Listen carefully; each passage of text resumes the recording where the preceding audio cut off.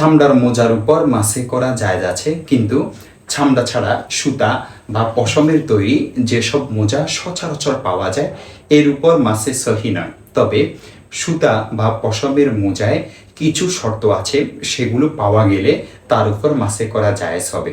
শর্তগুলো হচ্ছে: এক, মোজা এমন মোটা ও পুরু হওয়া যে জুতা ছাড়া শুধু মোজা পায়ে দিয়ে 3 মাইল পর্যন্ত হাঁটা যায়, এতে মোজা পাটবে না বা নষ্ট হবে না। 2, পায়ের সাথে কোনো জিনিস দ্বারা বাঁধা ছাড়াই তা লেগে থাকে এবং তা পরিধান করে হাঁটা যায়। 3, মোজা এমন মোটা যে তা ফানি চষে না এবং তা ভেদ করে ফানি পা পর্যন্ত পৌঁছে না। 4, তা পরিধান করার পর মোজার উপর থেকে ভিতরের অংশ দেখা যায় না। সচরাচর ব্যবহৃত সুতা বা পশমের মোজায় যেহেতু এসব শর্ত পাওয়া যায় না, তাই এর উপর মাসে করা জায়েজ হবে না।